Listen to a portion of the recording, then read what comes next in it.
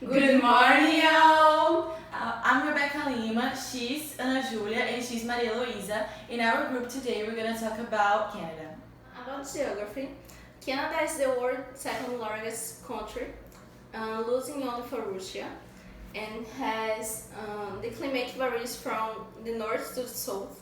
It can get too cold, and has many volcanoes, and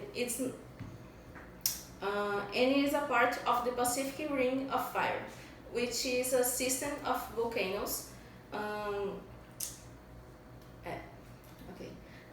Has a vast reserves of water, 9 of the world's renewable water supply. 54% of the country is covered in forest and has a large diamond concentration on the Arctic. About the politics, Canada has 10 provinces and 3 territories and has a constitutional monarchy. Now I'm gonna talk a little bit more about the Canada's flag, which was proclaimed by Her Majesty Queen Elizabeth II, Queen of Canada, on February 15, 1965, on the Parliament Hill. Maurice Bourget, she's the Speaker of the Senate, she said that the flag is the symbol of the nation's unity, for it beyond any doubt represents all the citizens of Canada without distinction of race, language, belief, or opinion. Which means that the Canadian flag is much more than a flag. It represents the whole country, and it has a maple leaf on it, and it's a very strong symbol of Canada. So the second thing we're going to bring about Canada's history is the fact that it's a bilingual country. It speaks English and French there, but something we need to know is that it's not the same amount of English and French. The most part of it speaks only English, and there's only Quebec and a little bit of Ottawa, and a little bit more we're going to show here on the map that speaks French. So it's a bilingual country, but most part of it speaks only English. Only Montreal, it's really a place that we can say is a bilingual because everybody there, or most part of everybody there, they speak the both languages.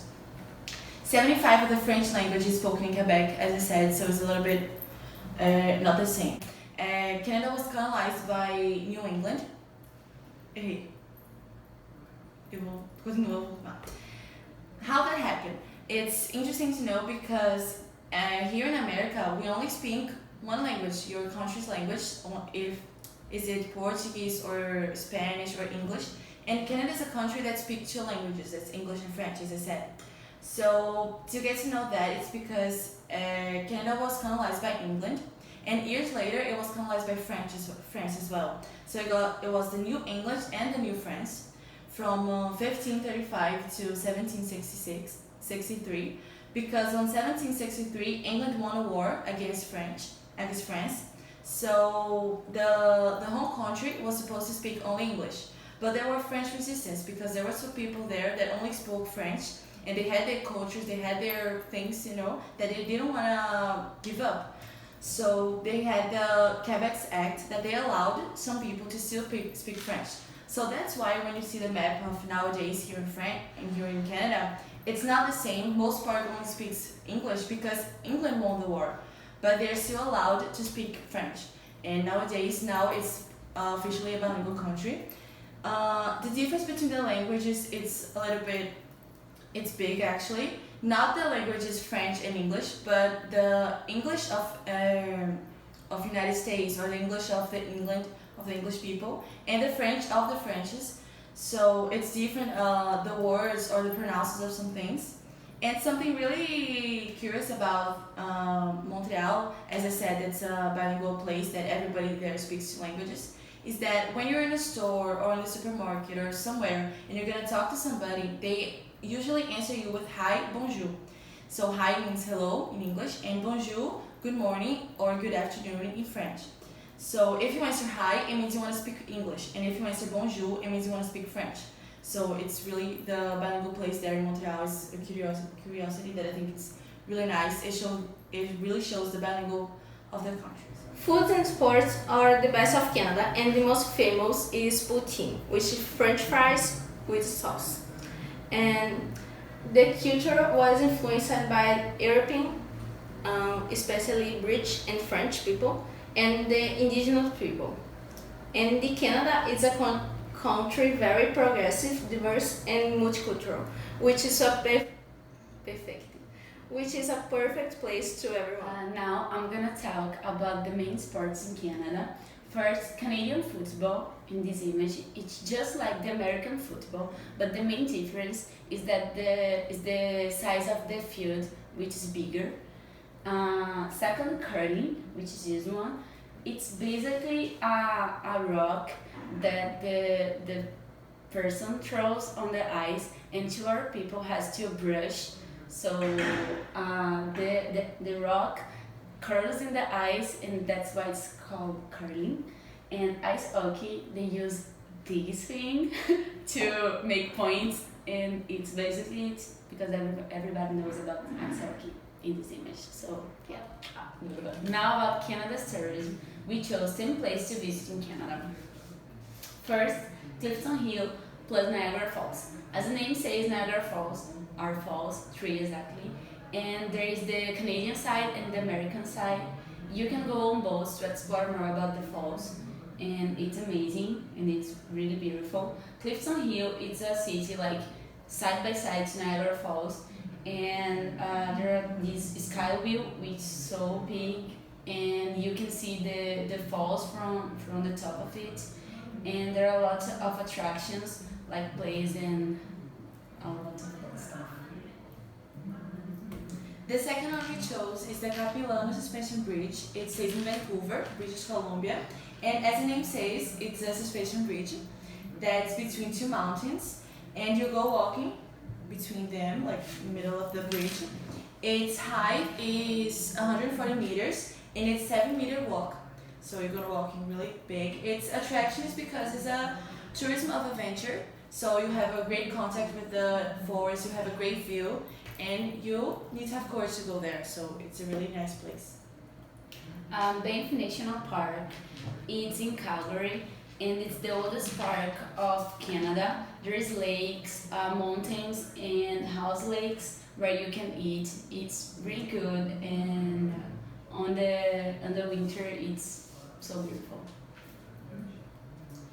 The next one we chose is the CN Tower. It stays in Toronto, Ontario, and I think you guys know it because it's really famous, but we're gonna talk a little bit about it, we're gonna explain it. It's really famous because it's the third highest tower of the world.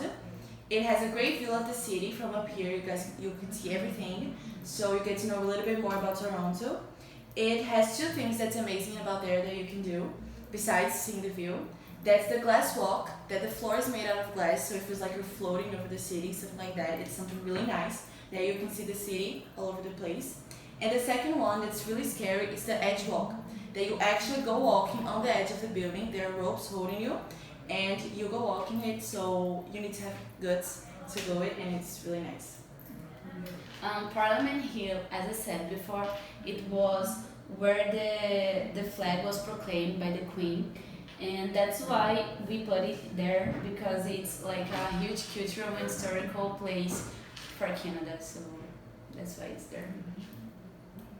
And something really nice too that we brought is the Old Quebec, that there is called the Vieux Montréal, that it's the old architecture of the city of Quebec. So it's really nice, just like we have here the Recife Antigo. So you get to know a little bit more how Quebec worked before and the difference between the cities nowadays and back then. Whistler, it's in British Columbia. There are 2 huge mountains with a village. You have like skiing and snowboarding, and it's also the best mountain to go riding a bike on the world. So as you can see, it's really beautiful during summer with bikes, as I said before, and during winter to do skiing and snowboarding.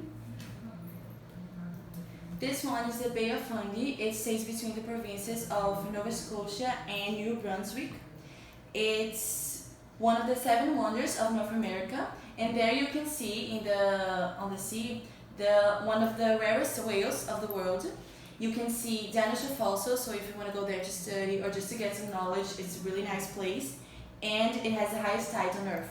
So it's also a scary place if you're scared of that kind of stuff, but it's also a beautiful place. Canada's Wonderland is in Ontario, Valley. It's a huge theme park with like 70 attractions. There is the second highest roller coaster in the world. It's in Canada's Wonderland. And during Halloween, for example, there's the Halloween Hound, which is pretty much like the Noite do Terror in Mirabilândia, but it's scarier and bigger and better. But it's kind of the same thing. And the last one that's still pretty huge is the Vancouver Stanley Park. We brought this one because the Canadians, they love to do picnics. So this is a great park to do it. So if you want to get to know a little bit more about the culture, like the girl said, they love to do it. So there you can see the beautiful lake that it has. So there's a great view of the picnic, from the picnic to the lake. There are trains you can walk there, you can ride. There are the aquariums that you can see, and it's a beautiful place to see, to get in contact with the nature. And it's in the middle of the city, so Yes, you're right. and we put there 4 reasons to visit Canada that we chose. So first we put beautiful because as you saw on the pictures that we just showed, it's so beautiful. There are so many places to see and it's a huge country, so a lot to explore. The second one we chose is the safety. That, as you guys know, Canada is a really safe place, so you can really enjoy everything there and you have a great, stay because it's really safe. Friendly because Canada, everyone knows that Canadian people are so friendly and it's true. They receive people very well, so that's a reason to visit Canada.